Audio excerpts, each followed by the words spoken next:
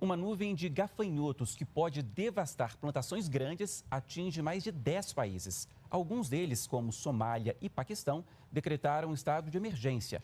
A infestação é considerada a pior dos últimos tempos. Pela primeira vez, a praga se aproxima do Brasil.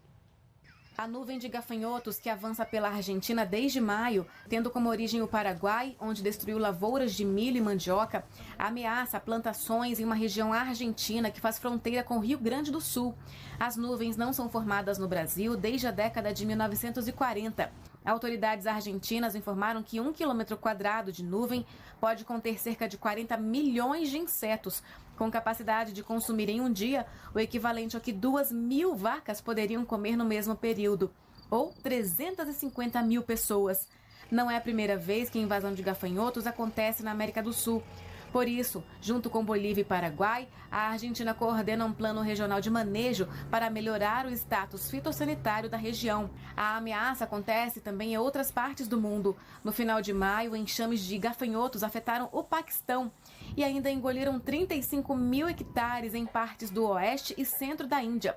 Foi a pior praga de gafanhotos da história recente na região, que causou bilhões de dólares em danos e levou a temores de escassez de alimentos a longo prazo. No leste da África, os insetos, vistos desde dezembro, já destruíram dezenas de milhares de hectares de terras agrícolas no Quênia, Somália e Etiópia, ameaçando o suprimento de alimentos na pior invasão de gafanhotos em 70 anos na região. Os cientistas dizem que o clima irregular associado às mudanças climáticas criaram condições ideais para que os insetos aumentem em números não vistos em um quarto de século. Outra situação que vem chamando a atenção do mundo diz respeito a uma enorme nuvem de poeira do deserto do Saara, no norte da África, que viajou 10 mil quilômetros pelo Oceano Atlântico, encobriu áreas do Caribe e transformou o céu azul em uma névoa marrom, provocando avisos de saúde em toda a região.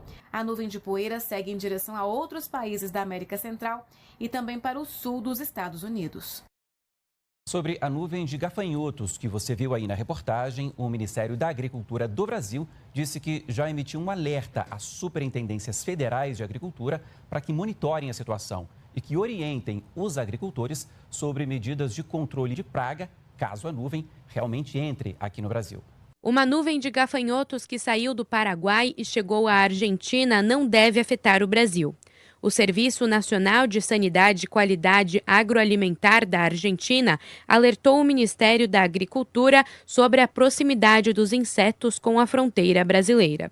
No entanto, o monitoramento climático feito por especialistas argentinos aponta que o fenômeno deve seguir em direção ao Uruguai.